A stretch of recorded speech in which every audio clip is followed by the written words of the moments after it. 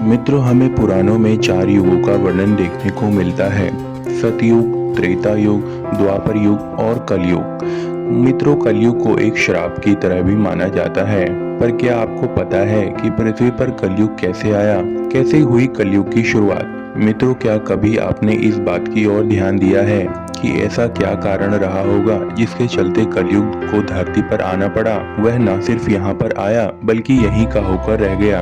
तो आखिर इसका रहस्य क्या है? कलयुग के धरती पर आगमन के पीछे चलिए दोस्तों जानते हैं। मित्रों, महान गणितज्ञ आर्यभट्ट ने अपनी पुस्तक आर्यभट्टम में इस बात का उल्लेख किया है कि जब वे 23 वर्ष के थे तब कलयुग का 36वां वर्ष चल रहा था।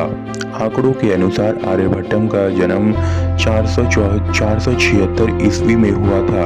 गणना की जाए तो कलयुग का आरंभ लगभग 3102 ईसा पूर्व में हो चुका था, जब धर्मराज युधिष्ठिर के राजपाट त्याग देने के पश्चात धर्मराज युधिष्ठिर अपना पूरा राजपाट परीक्षित को सौंपकर अन्य पांडवों, द्रौपदी समेत महाप्रयाण हेतु हिमालय की ओर निकल गए थे। उन दिनों स्वयं धर्म बैल का रूप लेकर और गाय के रूप में बैठी पृथ्वी देवी सरस्वती नदी के किनारे मिले। गाय रूपी पृथ्वी के नयन आंसू से भरे हुए थे और उनकी आंखों से आंसू बह रहे थे। पृथ्वी को दुखी देख धर्म ने उनकी और उनके परेशानी का कारण पूछा।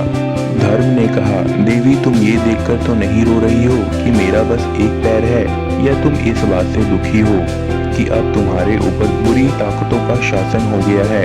इस सवाल पर पृथ्वी देवी बोली, हे धर्म, तुम तो सब जानते हो, ऐसे में मेरे दुख का कारण पूछने का क्या लाभ? सत्य, पवित्रता, क्षमा, दया, संतोष, त्याग, शास्त्र, विचार, ज्ञान, वैराग्य, शौर्य, तेज, ऐश्वर्य, कांति, कौशल, स्वतंत्रता, कोमलता, धैर्य, साहस, उत्साह, कीर्ति, स्थिरता, गौरव, अहंकारहीनता आदि गुणों के स्वामी भगवान कृष्ण के स्वयं धाम जाने की वजह से कलयुग ने मुझ पर कब्जा कर लिया है। पहले भगवान श्री कृष्ण जी के चरण मुझ पर पड़ते थे, जिसकी वजह से मैं खुद को बहुत ही सौभाग्यशाली मानती थी, परंतु अब ऐसा नहीं है। अब मेरा सौभाग्य खत्म हो चुका है।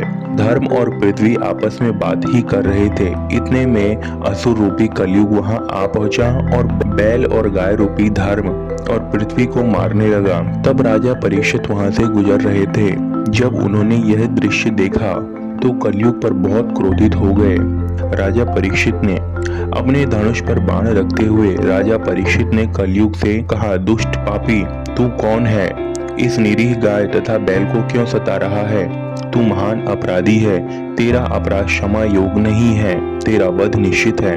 राजा परीक्षित ने बैल के स्वरूप में धर्म और गाय के स्वरूप में पृथ्वी देवी को पहचान लिया था। परीक्षित राजा ने उनसे कहा, हे वृषभ, आप धर्म के मर्म को भली भांति जानते हैं, इसीलिए आप किसी के विषय में गलत ना कहते हुए अपने ऊपर अत्याचार करने वाले का नाम भी नहीं बता रहे। हे धर्म, सतयुग में आपके तप, पवित्रता, दया और सत्य के 4 चरण थे। त्रेता में 3 चरण रह गए थे, द्वापर में 2 ही रह गए थे। अब इस दुष्ट कलयुग के कारण आपका सिर्फ एक ही चरण रह गया है। पृथ्वी देवी भी इसी बात से दुखी है। इतना कहते ही राजा परीक्षित ने अपनी तलवार निकाली और कलयुग को मारने के लिए आगे बढ़े। राजा परीक्षित का क्रोध देखकर कलयुग कांपने लगा। कलयुग भयभीत होकर अपने राजसी वेश को उतारकर राजा परीक्षित के चरणों में गिरा और क्षमा याचना करने लगा।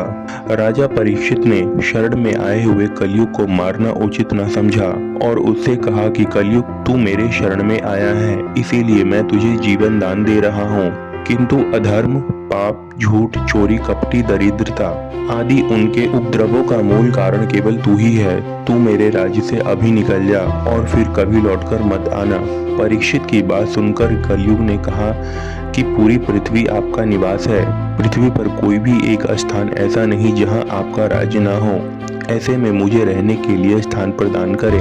कलयुग के ये कहने पर राजा परीक्षित ने काफी सोच विचार करने के बाद उन्होंने कहा, झूठ, धूर्त, मद्यपान, परस्त्रीगमन और हिंसा, इन 4 स्थानों में असत्य, मद, काम और क्रोध निवास करते हैं।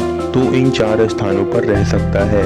परंतु इस पर कलयुग बोले, हे राजन, ये 4 स्थान मेरे लिए अपर्याप्त है, मुझे अन्य जगह भी प्रदान कीजिए। इस मांग पर राजा परीक्षित ने स्वर्ण के रूप में 5वां स्थान कलयुग को प्रदान किया। कलयुग इन स्थानों के मिल जाने के प्रत्यक्ष तो वहां से चला गया, किंतु कुछ दूर जाने के बाद अदृश्य रूप से वापस आकर राजा परीक्षित के स्वर्ण मुकुट में निवास करने लग गया। तो मित्रों, इस प्रकार हुई कलयुग की शुरुआत।